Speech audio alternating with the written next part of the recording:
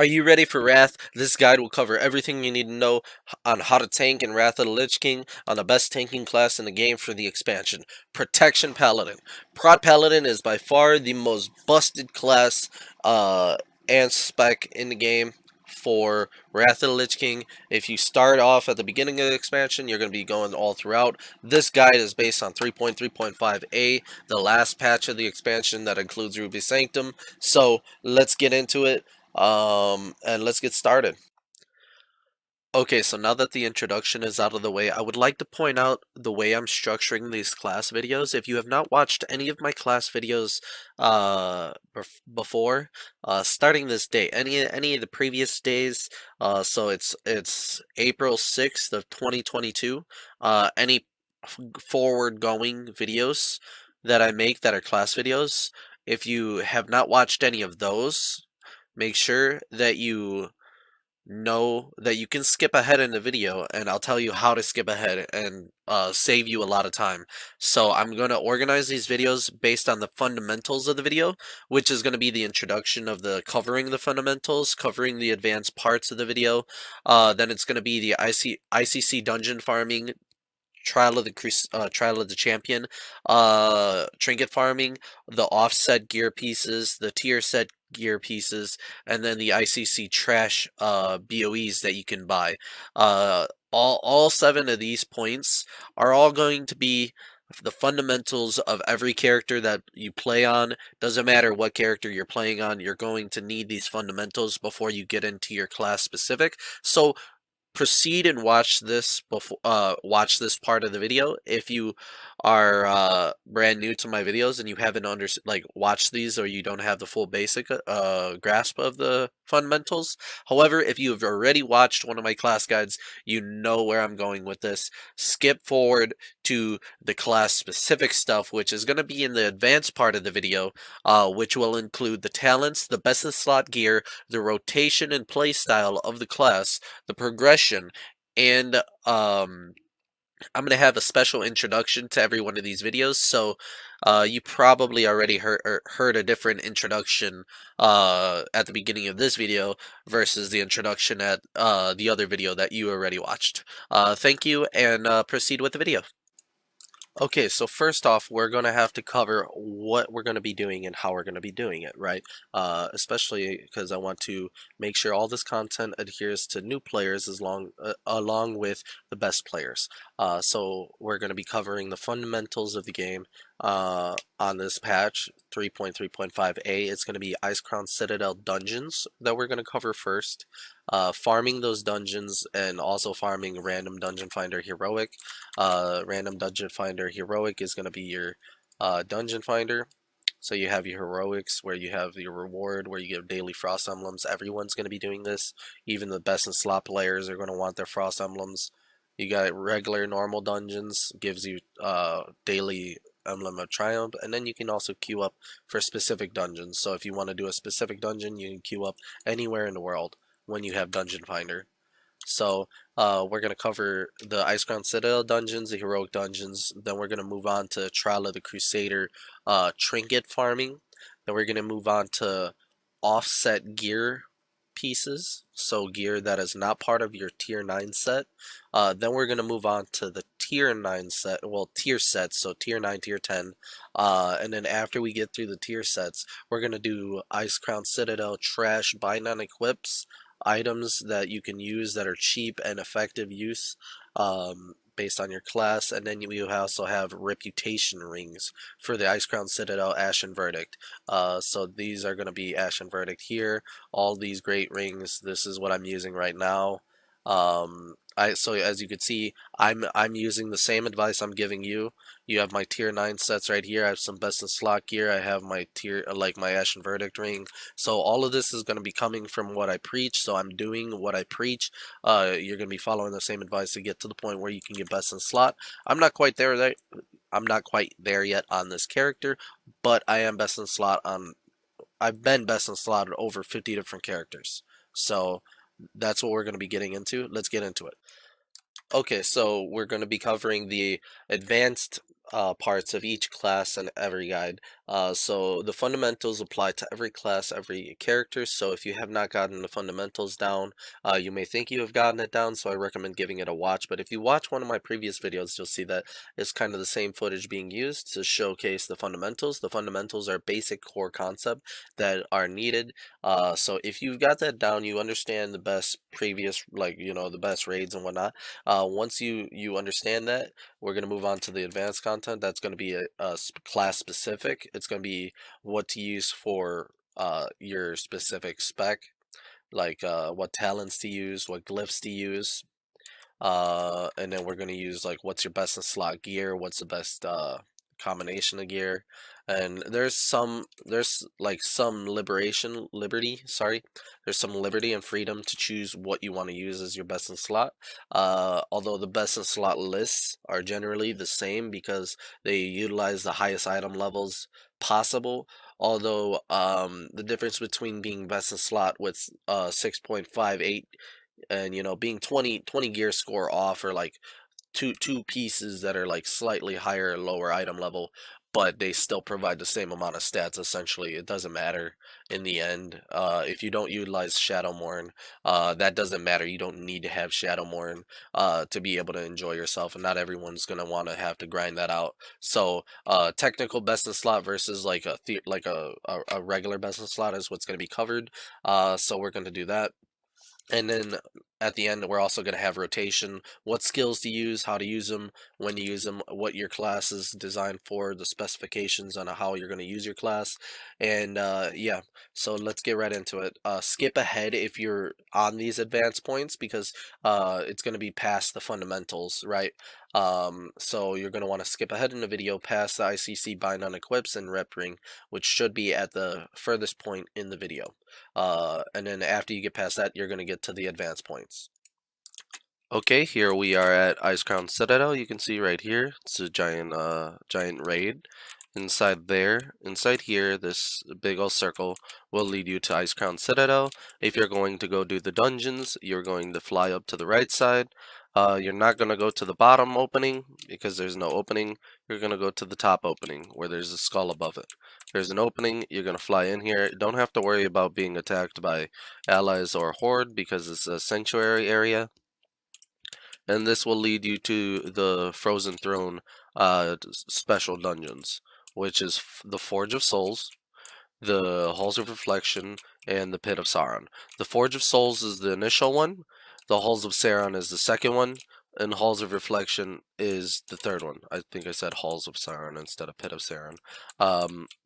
But yes, so Halls of Reflection will take significantly more difficulty. However, if you do all of these dungeons on normal, so when you go up here and you select your dungeon difficulty, make sure you select normal instead of heroic. On a more populated server, this entire area is going to be consistently filled up with players, and you will be able to easily just like type in chat looking for more Faz Paz Hor 5-man, right? Something like that. So you just simply do that, and then I'll show you inside. But in the dungeons, these will give you a bunch of decent good gear. So Forge of Souls right here. This is all the gear that you can get on normal mode. This is all the gear you can get on heroic mode. I'll be hovering it. The gear on normal mode for the last boss. Okay, on heroic.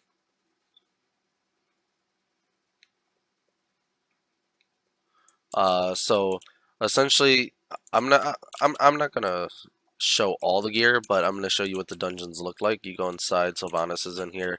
You have some mobs, and then you go and do this boss. The first two bosses. The two bosses in Forge of Souls give you 2 emblems of triumph and some gear. There is 3 bosses in Pit of Sauron that give you 3 emblems of triumph and good gear, and then Halls of Reflection also have 3 bosses. So farming Pit of Sauron and Halls of Reflection is more more efficient if you have a faster group that can clear them quicker for emblem farming. You can also run your daily random dungeon finder heroic. if you haven't done your normal random dungeon, you can do like a quick speed run group. You would queue up for this, get your 2 emblems of triumph by like blasting through the normal mode, and then you would go back and do your heroics for more emblems of triumph. If you're going to do RDF heroic, you're going to want to skip the long dungeons. Long dungeons would include something like let me scroll down. Culling of Stratholme is honestly the worst one. The Oculus is the second worst, and Violet Hold is on par with being the worst as Stratholme. So these 3 dungeons are ones you do not want to get. If you do get them, a tip is you go to raid. You go to raid info. When you click on this, it'll show up with a whole bunch of raid lockouts, dungeon lockouts, and you can just click on them and extend the raid ID to extend how long the ID on your dungeon is going to be. This will make it where you can't get that dungeon in random dungeon finder heroic again. So that's how you do that, and I'll show you more dungeons in a minute. Okay, so here we are at the Trial of the Crusade. The Argent Tournament Grounds is what this area is called. But we are not doing the raid. We're going to be doing the dungeon for the trinkets, but I'll show you the gear. So when we're coming to this area, the raid is going to be over here. You can come here and do dailies as well, but that's not part of the video.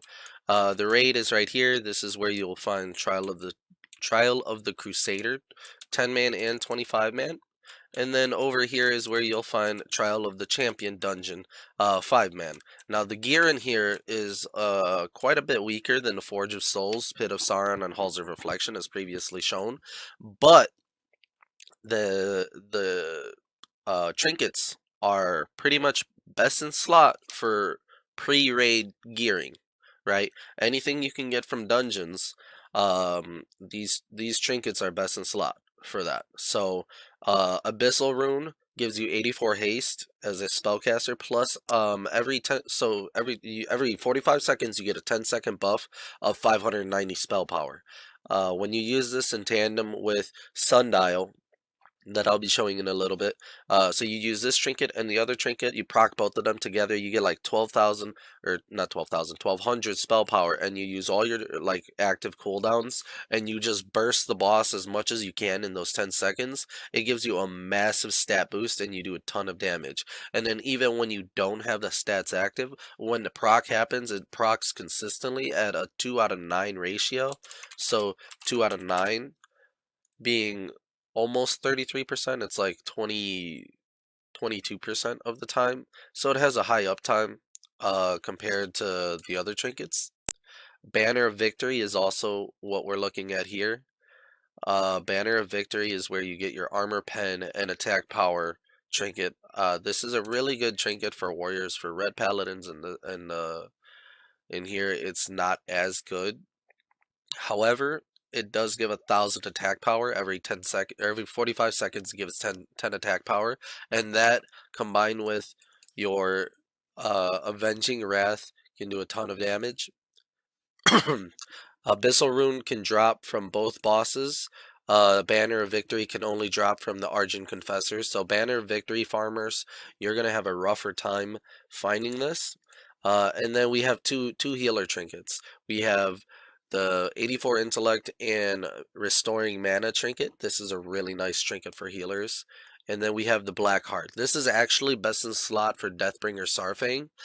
You will not find any other trinket, not even heroic Petrified Twilight Scale, is better than the Black Heart for the Sarfang fight, because it gives you a 7,000 armor proc for 10 seconds. You're only going to be tanking Sarfang for 20 seconds every 40 seconds. So every time this comes off a cooldown, you'll have it available for Sarfang, either on the front end or the back end of the tanking when you're tanking him.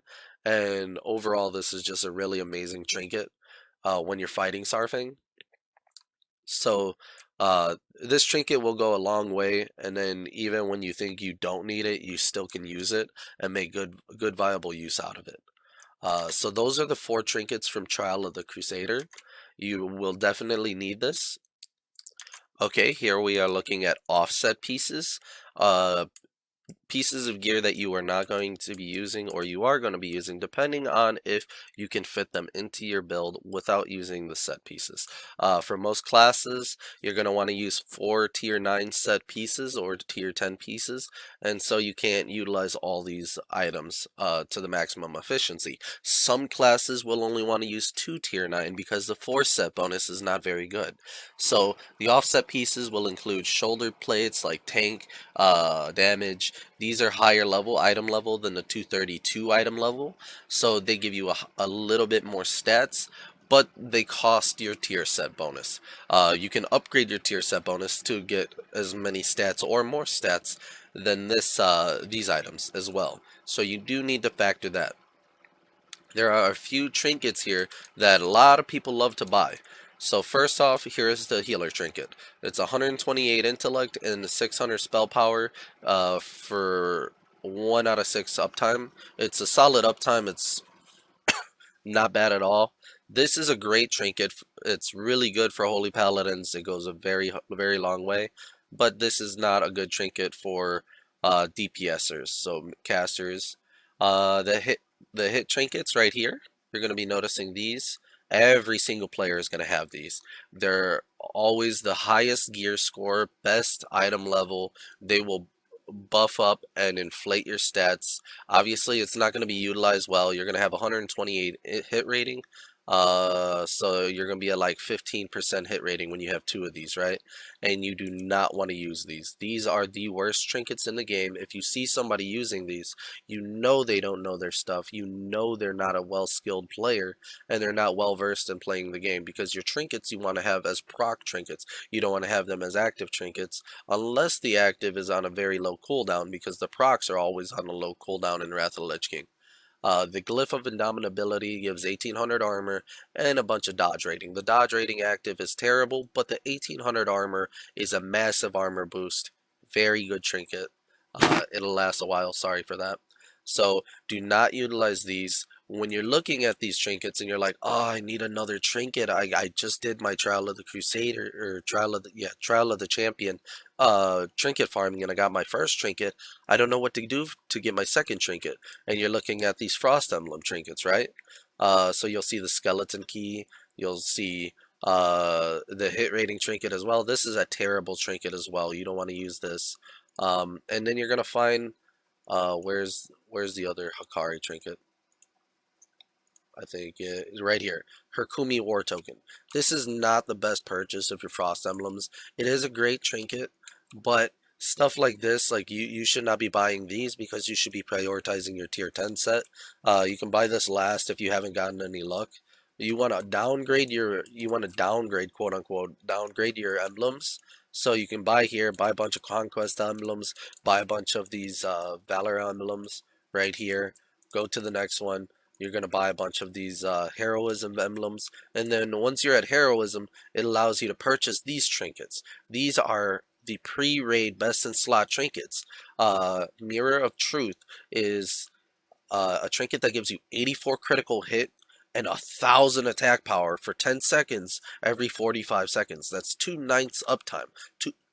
Two times out of 9 times, so 2 seconds out of 9 seconds, you're going to be doing this damage, right? It's going to be up almost all the time. It's going to be doing tons of damage. It's going to be a great proc. Sorry. And this trinket combined with Banner of Victory is a great trinket.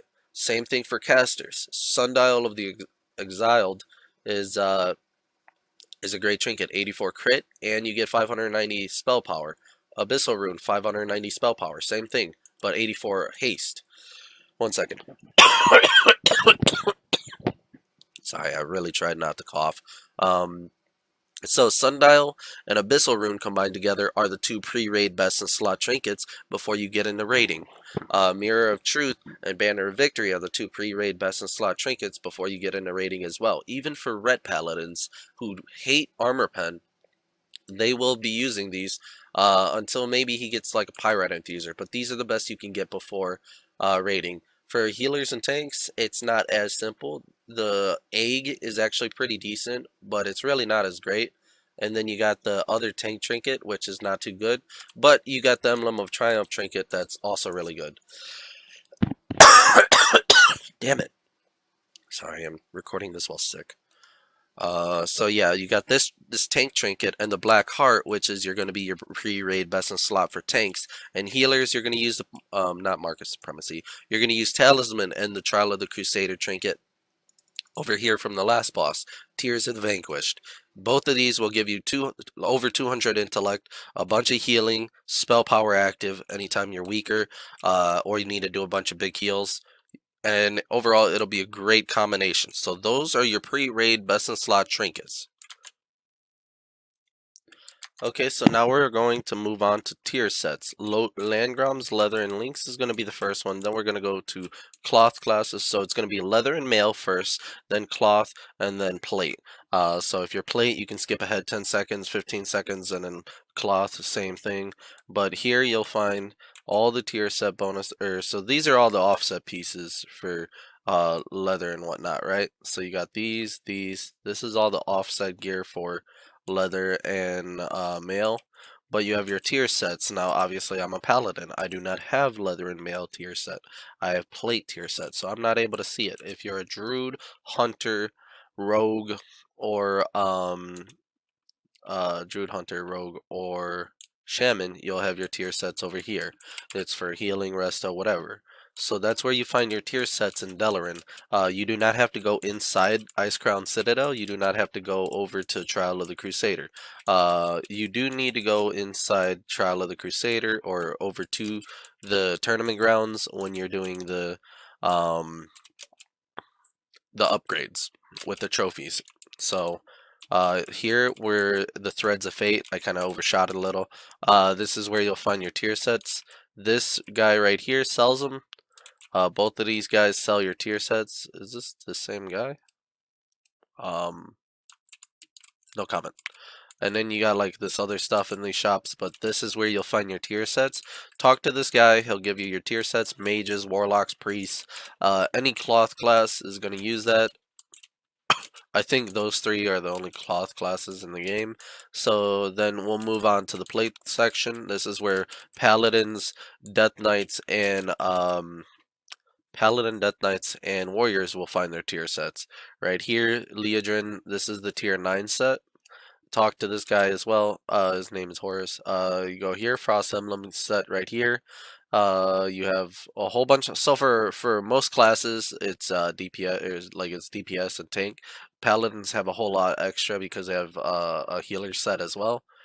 And then you have upgrades, so you have the marks inside Icecrown Citadel, you upgrade to 264 and then 277, but this is where you find your tier sets.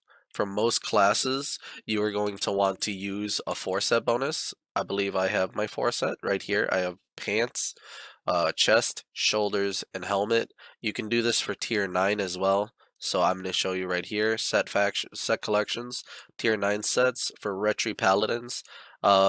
What the set bonus does is it gives me 5% increased critical hit chance on my judgments, and the 2 set bonus, when I get 2 pieces together, it gives me the Righteous Vengeance talent is now able to do critical hits when it does damage, right? And then you can also upgrade these. So let's query the server to show everything. So you get these are the base ones. These are really cheap, 50 emblems of Triumph, 30 emblems of Triumph. You can get these tier sets for your tank set or your DPS set. So once you're done farming our random dungeon heroic for normals, you can still help your guild even if you're like 5.5k 6k gear score, because you still need to set up your second spec with dual spec. So you get your dual spec.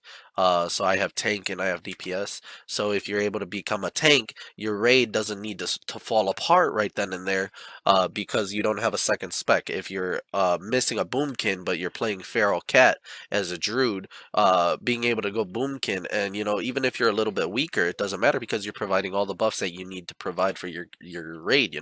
You are enhancing yourself by including your off spec within these tier sets, and these are where you start. Okay, this is where you start with every class. Then you get trophies in Trial of the Crusader. You upgrade to 245. If you do heroic Trial of the Grand Crusader, it's not heroic, it's Trial of the Grand Crusader, but that's the heroic version, right? You can upgrade even further to 258. Now this is Icecrown Citadel 25-man level gear. The 25-man gear tier sets with the mark upgrade is only 6 item level higher. So this set right here is really good. So I would suggest if you're getting your tier 9 set, you should use your tier 9 set for quite a while. You're going to use your tier 9 set, then you're going to go and you're usually going to do this where you have 2 tier 9 and you have 2 tier 10. Like so for warriors, you would do 3% chance to get the 16% attack power when you're hitting the boss like 50 times like Goku Gaga Boda Boda Boda Boda Boda Boda. You know, it's fucking like that procs a lot and it lasts 10 seconds, so you have another 10 seconds to get that 3% to proc, and it actually procs really quickly. So you get 16% attack power from this, and then we would look back at the original tier 9 set that you would have as well, right? And you would have a 2% increased crit chance or 6% armor pen, right? So you would get 2% crit free, and you would get the 16% attack power until you can get to the full tier 10 set. So getting Frost Emblems takes a while to get to tier 10, so you're not going to be able to get through that. So you're going to want to get your tier 9 set gearing up, and then as you're gaining Frost Emblems, you want to buy your tier 10 set. You're going to be wanting to buy the chest piece first, then the helmet, or vice versa, helmet then chest. Either way, they both give a ton of stats. Then depending on the class, you get your pants, your gloves, and your shoulders. The shoulders are usually bought by everybody. Not many classes have an offset piece that they would prefer to have. And then pants. Usually you would do chest and helmet for the Frost Emblems. You would do tier 9 set, the Emblems of Triumph, you would do for shoulders and gloves. And then you would get the craftable blacksmithing pants. And then this would last you a very long time. So here I'll show you my tank set real quick. I got my 4-piece tier 10, but usually I would have shoulders and gloves from the tier 9 set, and I would get all this armor, and I would get this, and then I would have the 2 tier 9, 2 tier 10, and then I would have these, which are best in slot for tank, right? So this is best in slot for all tanks, by the way. The armor is just massive. But outside of that, long story short, you want to gear up doing that. You want to go from 4 set tier 9 to 2 set tier 9, 2 set tier 10 to 4 set tier 10. And you make that transition like that. And you usually want to do it with the biggest, most expensive pieces first instead of the cheaper ones, because the cheaper ones, while they do look like an upgrade, they're not as big of an upgrade. And you're breaking apart your 4 set bonus. So you see how I'm getting my 12% dodge when I use Divine Plea. That's on a 1 minute cooldown, so that's a big buff. And I mean, I know that's tier 10, but the tier 9 set 4 set bonus is actually pretty huge too. So you're always breaking apart those set bonuses to upgrade, and I highly recommend against just doing that for the sake of doing it when you're doing it for a shoulder or gloves upgrade, because they are significantly smaller in stats as an upgrade versus the shoulders or the helmet and the chest piece. So yeah, moving on. Now we're moving on to Icecrown Citadel Trash Bind-On-Equips and your Icecrown Citadel Reputation Ring and how to do your rings. So first off, warrior tanks will use this as a tank gun. This is also going to be a hunter gun for a significant while. It's really hard to replace this. Ring of Rotting Sinew, this is for most strength classes. Hit rating. It does have a hit rating. Eventually you'll be overcapping, so you'll want to switch. Like I have this and this. Then you have Harbinger's Bone Band. This is also a decent tank ring to start off with. Woden's Lucky Necklace lasts a while. I'm still using it here, and as you can see, I'm over 6k gear score. Belt of the Lonely Noble.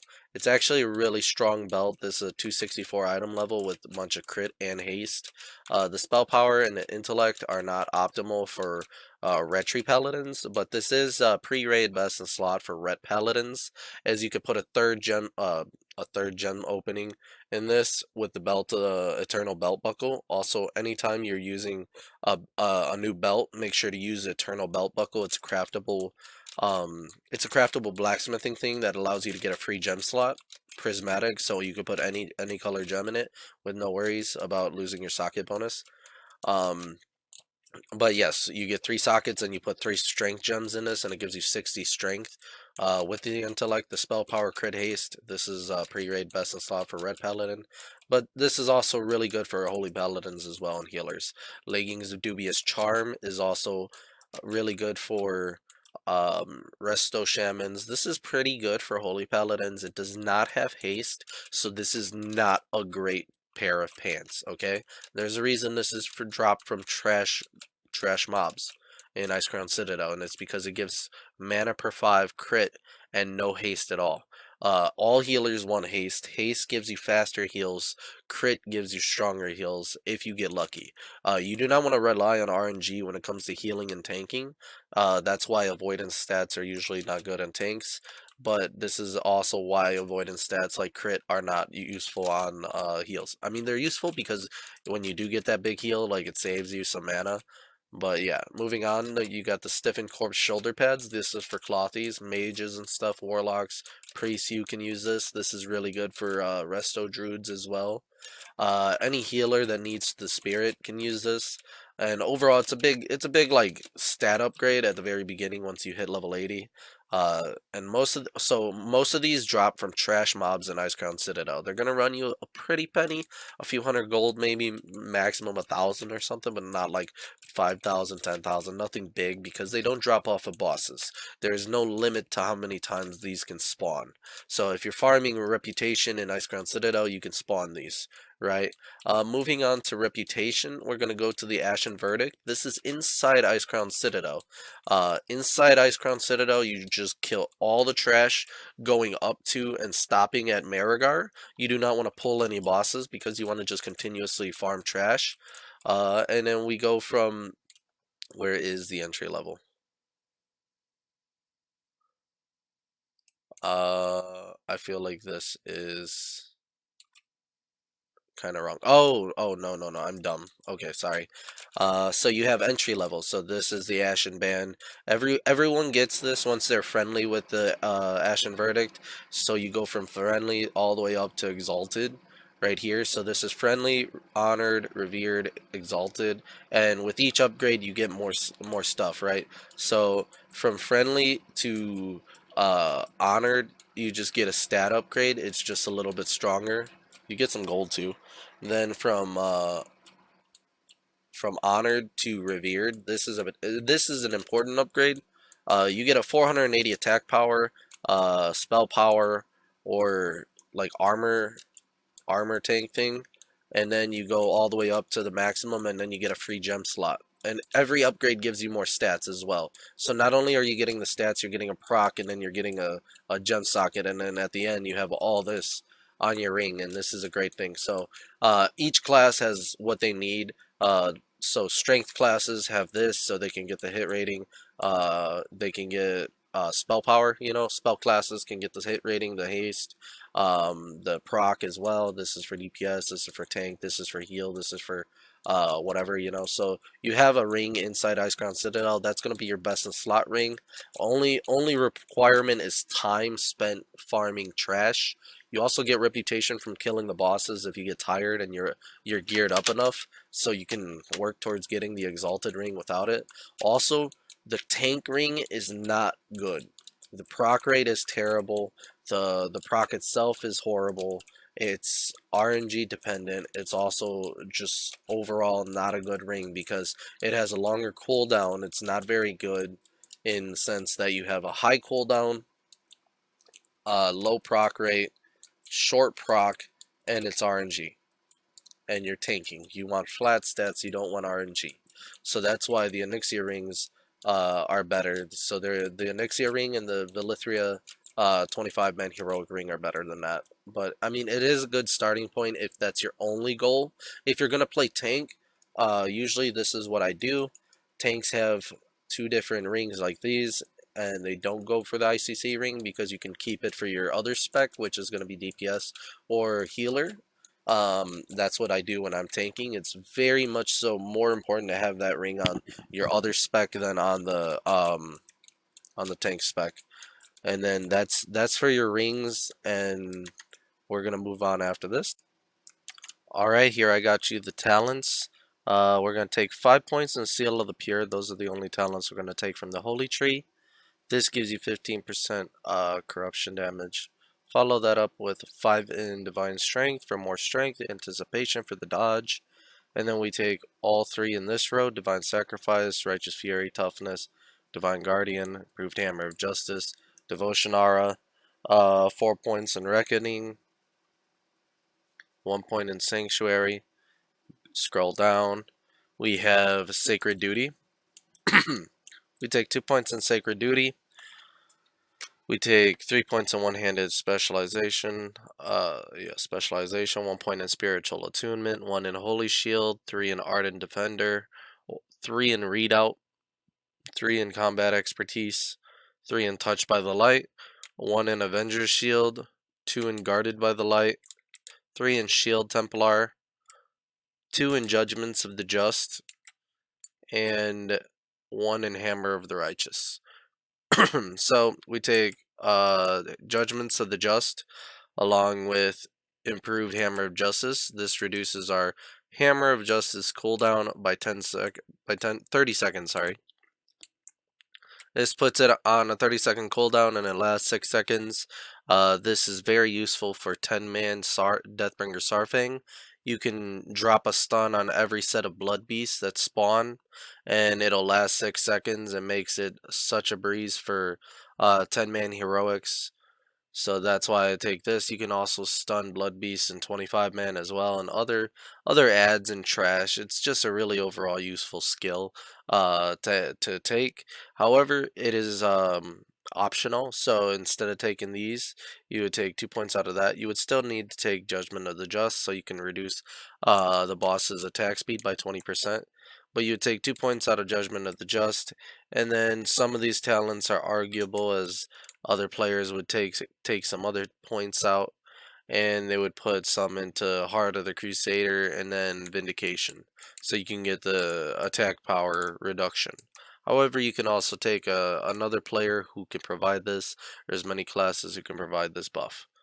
Oh, and then the 5 parry and 2 judgment cooldown in Retribution, and that's it for the talents. For the glyphs, we have the minor ones: the Greater Blessing of Kings, Sense Undead. This one's actually important. It gives you 1% damage to undead while you sense them, so make sure that this is always sensing undead, so you can have that extra damage. And then you have the Lay on Hands cooldown. Assuming you use this in a raid, it helps for healing you or your main tank consistently. Then you have Glyph of Seal of Vengeance. This is not optional. You need 10 expertise for free. See what happens when I activate the seal. Hold up. Where's my... There it is. I activate it, and you can see my expertise changes. So I have 37 expertise. Oops, sorry, I'm not in my tank gear. Swap over. So I'm at 23 expertise. Without it, I'm only at 13. Makes it a breeze to tank with weaker gear. And even if you have good gear, like sometimes you can't overvalue expertise over other things. But let's go back to defenses. So following that, we also have Righteous Defense, and we have Divine Plea. So this is while your Divine Plea is active, you'll have 3% damage reduction. Righteous Defense gives you 8% improved taunt, so 8% increased chance to taunt off of someone. So that's including this Righteous Defense and your Hand of Reckoning. And following that, we also have another one. Let me see. It is, I believe, there is one of these that you can also take. So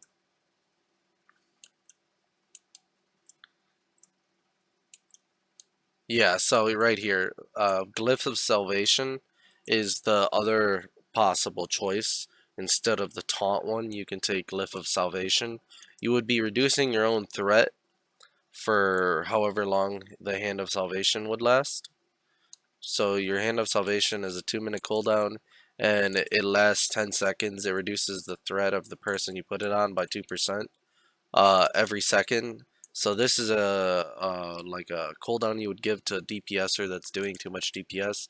However, with this glyph, you could give it to yourself or a tank, and it would reduce the damage you take by 20%. It's a massive cooldown added to you if you're struggling and you have too much threat. So the problem here is that if you're using this as a defensive cooldown, you are actually reducing the threat of the player, and so reducing the threat of the tank is really bad idea.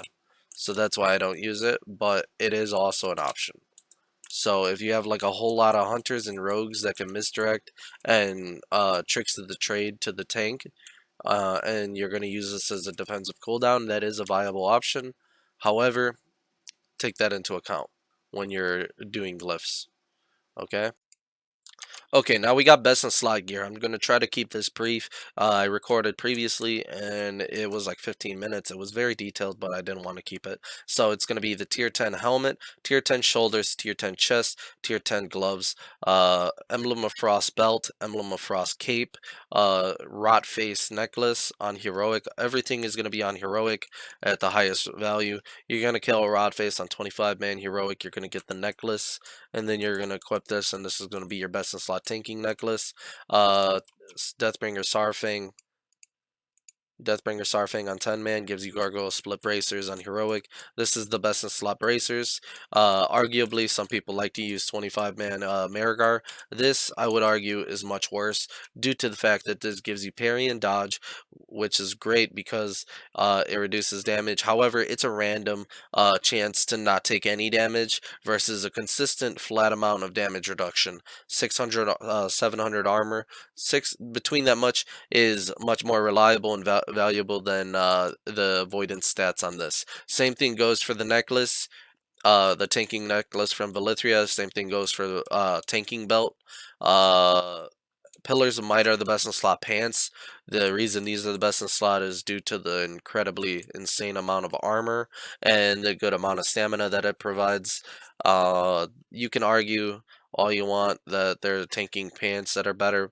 I would say that it's not, because flat damage reduction armor always beats out the avoidance stats from the other items. Now you can argue that the higher item level is more valuable and the increased stamina is more valuable. However, flat damage reduction always wins for Paladin due to the Paladin being a damage reduction class. We have 15% damage reduction via Shield of the Templar, improved Righteous Fury. We have Blessing of Sanctuary. We have Devotion Aura and this stuff. We have the dodge from this. We have Raid Sack.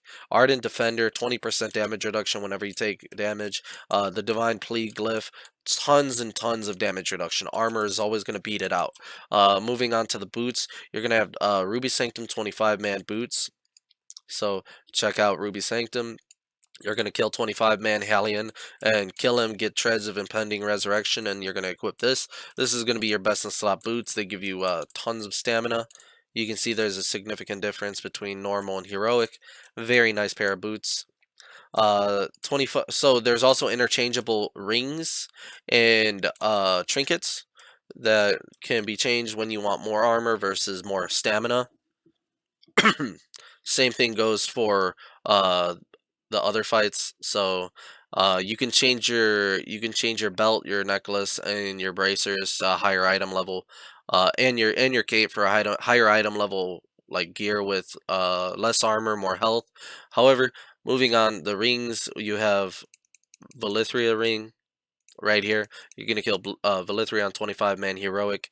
Devium's Eternally Cold Ring. This gives 756 armor, defense, tons of stamina. That is inarguably the best ring that you can equip. And then the Onyxia Lair ring, Signified Ring of Binding. This is the best ring that you can get. Sometimes arguably, because a lot of people like to use Devium, not Devium, they like to use the ring from Lady Death Whisper on Heroic. I don't like it. I like the armor, the 800 armor, 115 stamina. The resistance is a help on pretty much every single boss in the game. And then the defense rating, it's all out, like one of the best rings in the game.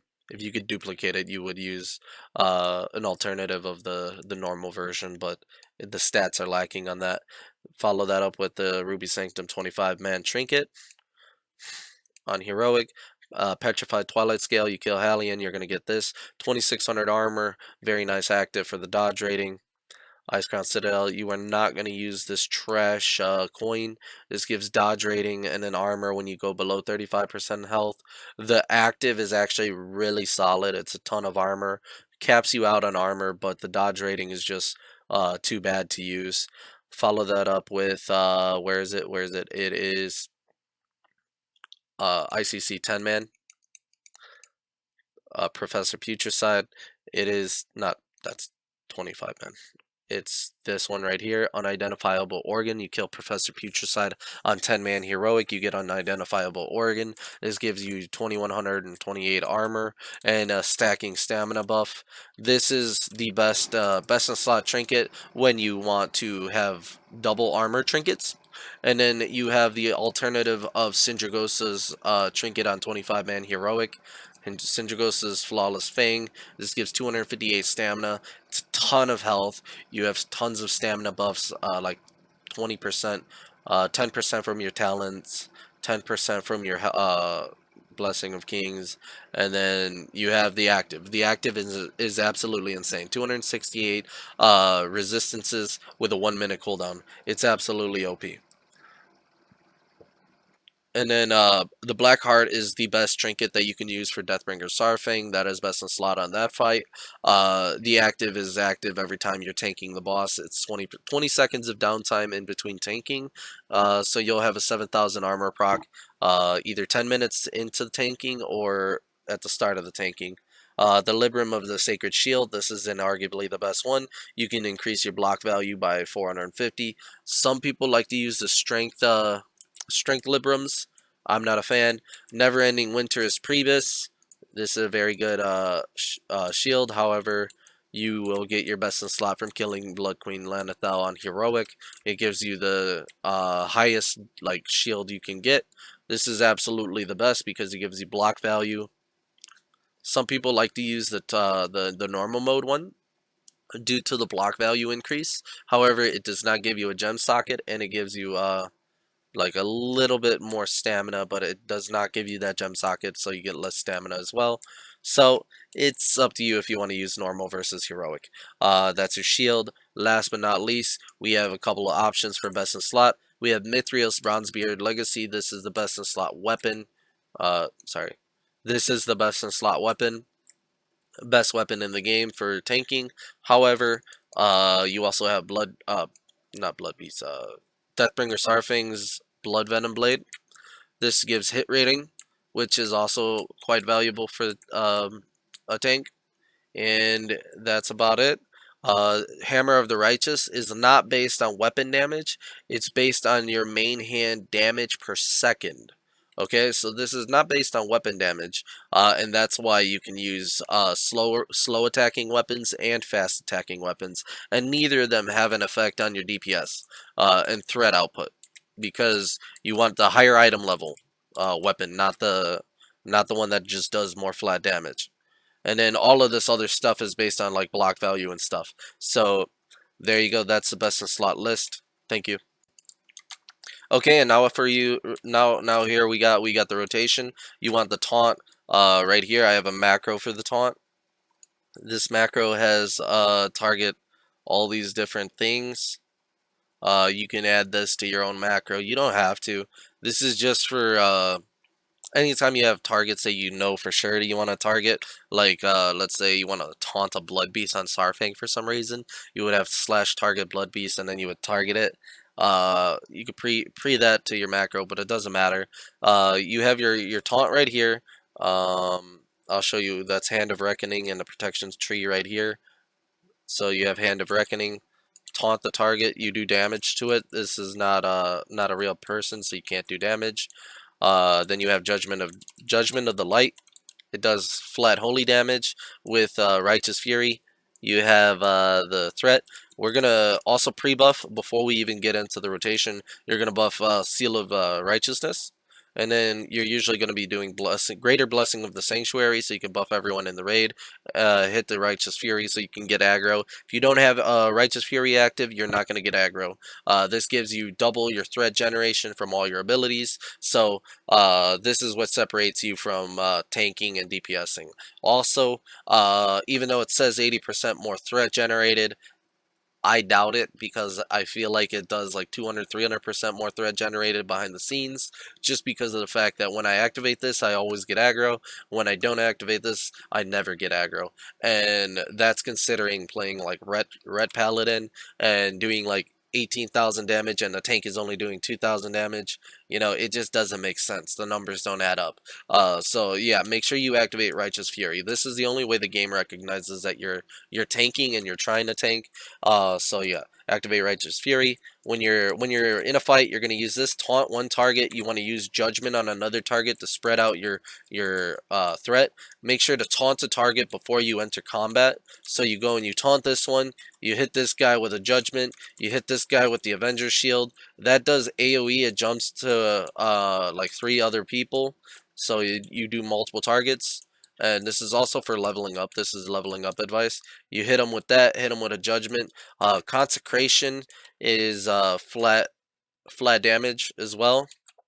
This does area of effect holy damage. You are getting threat based on your holy damage spell output. So there's that. Then you have Hammer of Righteous, which is all the way at the bottom. This gives you a lot of like AoE. It hits 4 other targets, I believe. No, 2 targets. So this, you see, as it hits 2 other targets plus the main target. This does really solid single target threat. We're always going to activate Divine Plea when in combat. Anytime we get hit, it's going to regenerate. Where is Divine Plea? I don't see. One of these give constant regeneration of Divine Plea. Oh, anytime you hit a target. So make sure you're hitting a target. Divine Plea gives you constant mana regeneration, plus the Divine Plea glyph gives you 3% damage reduction.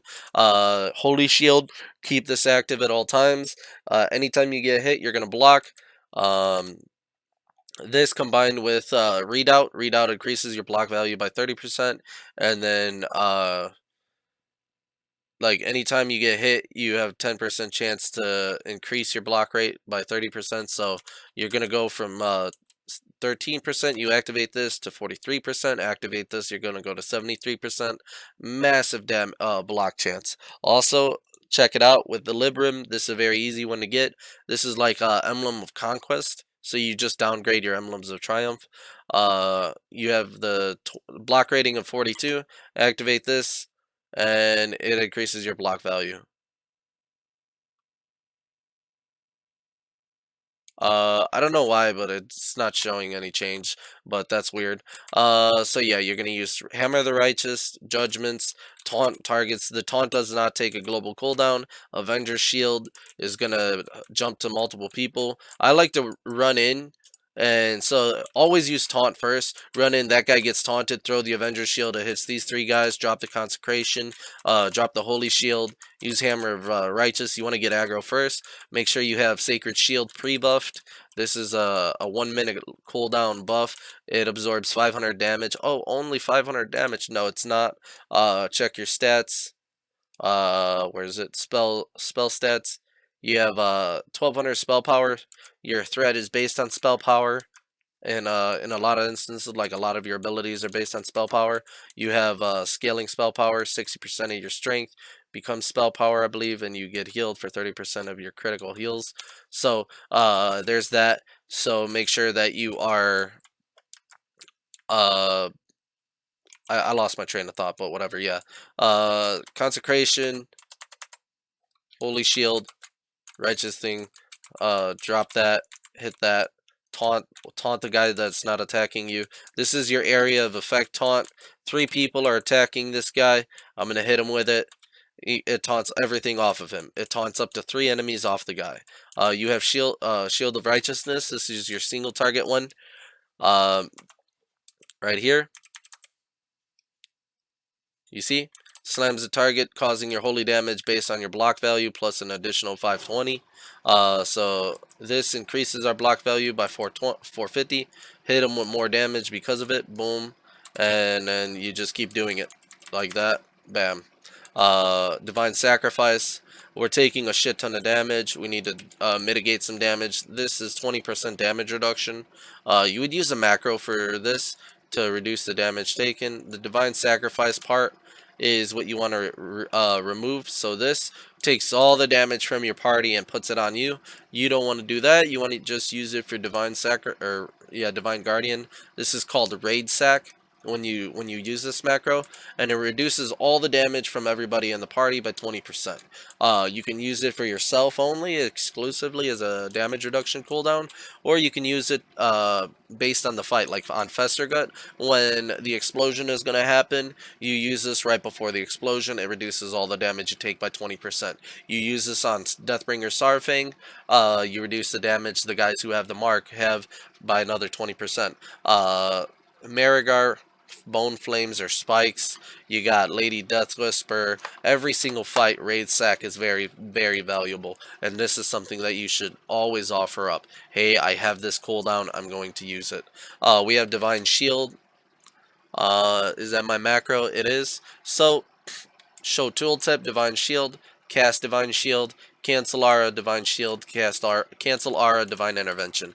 Anytime something is on you, a debuff or something that you want to remove, you activate Divine Shield, and then you cancel it. All of a sudden, everything that was plaguing you is completely removed. You got not the mark on Sarfang cannot be removed, but even Necrotic Plague on Lich King, I believe, can be removed with the bubble. Divine Protection is a 50% damage reduction for 12 seconds. You want to use this as often as possible.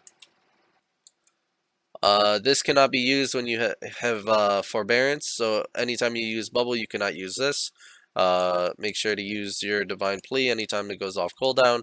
Obviously, Arcane Torrent is available to you. You can silence people and restore mana. Hand of Salvation, use this on somebody else, not on yourself. Unless you have that cooldown, then like I said previously, Hand of Protection, you can use this to make anyone immune to physical damage. You have Hand of Sacrifice. As an off tank, you use this on somebody, and it reduces the damage that they're taking by 30%. So it transfers 30% of the damage they're taking to yourself. So assuming you're doing Deathbringer, or not Deathbringer, if you're main tanking Marigar, you would use this on your off tank so you can get more damage to yourself. You can use this in many regards. You can use this for Sarfang if he's taking damage and you're the off tank and you're just sitting there looking pretty. You use this, he's not taking as much damage. Then I have my item active effects up here. Hand of Freedom. This is very useful for all paladins. Make sure you're using Hand of Freedom to give anybody immunity to movement impairing effects. And then we have Judgment of Wisdom, Judgment of Light, as we've seen before. You would swap these off depending on how it is, but you would want the healers to have Judgment of Light. So usually you'll stick with Judgment of Wisdom, because a Holy Paladin would use Judgment of Light because they have 5 points in Divinity. And then you got your Redemption. All of these are negligible, and like these, so you could use Seal of Wisdom whenever you want to like get mana back, but you would remain. So this is a dot, right? You got this. So we would interchange this. Let's say you do this, Seal of Wisdom. I need to get mana back. Boom, bada bing, bada boom. I got all my mana back. I can throw this back on, and the dot goes back all the way up to the top before it falls off, right? Note that if you do use something like Seal of Wisdom or Seal of Light for more mana or more health, you don't get the 10 expertise from Seal of Corruption. It's a global cooldown wasted, so it's a really big investment. Always keep Sacred Shield on yourself. And I think it covered pretty much everything that has to do with it. Make sure you're using indestructible potions before you pull the boss. These are very cheap. They're pretty much free on Lordaeron and cheap on Icecrown, and pretty much every server you're gonna play on. Ice Thorns are useless. These are produced in mass. Everyone is trying to get like flasks and stuff for Lich Blooms. Lich Blooms are rare, and Ice Thorns are just free. So indestructible potions are just always going to be out there. Make sure you pop this before you pull the boss, and then pop it after you pull the boss when you have this run out. It's 2-minute cooldown, so 2 minutes plus 2 minutes is 4 minutes during the boss fight. It's a very long time to have an extra 4,000 armor. Flask in North, you don't need this. This is alchemy specific. Make sure you take your stone blood fat flasks. This gives you a flat health amount, which is improved by the 30% buff, and this matters. As a paladin, you're not going to be getting as much health compared to the other classes because you're taking the armor and stuff, and you're going to want to reduce the damage you take. So flat health is always nice.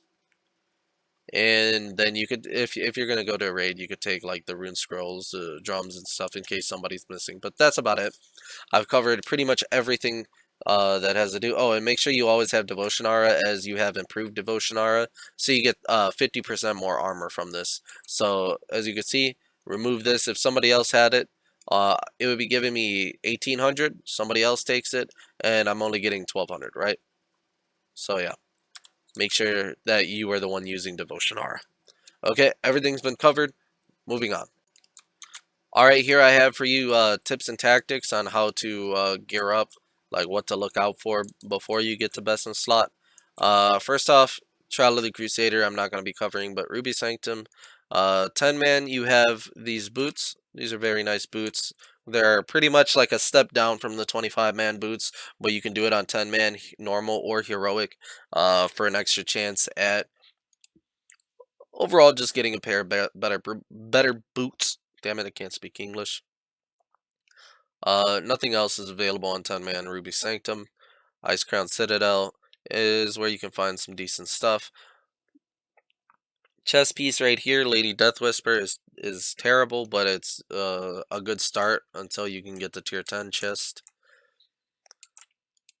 Let me see. So yeah, the gunship shield is what you're gonna go for. The Sarfang bracers, these two are the very easy best in slot items. Getting them on normal is very good. 25-man Marigar bracers are also a good alternative. Ow, my neck. Festergut has a belt. You can use this for quite a while. Not bad at all. I like to use the gunship ring on heroic. This is free loot, critical hit, and expertise. The expertise is actually very useful. You obviously can get better, but it is like really quick expertise, and it helps with holding threat. Most of the gear that you want to get is, this is the blacksmithing bind-on-equip craftable. This is frost belt. This is frost cape. This is rot face loot. This is really easy to do on 25-man. 6 boss runs usually include rot face, Valithria, and Sarfang, and then maybe Festergut. 7 bosses, but those are like most of this gear is frost emblems and simple bosses. All of this is achievable through easy mode stuff. 10-man Sarfang is very easy.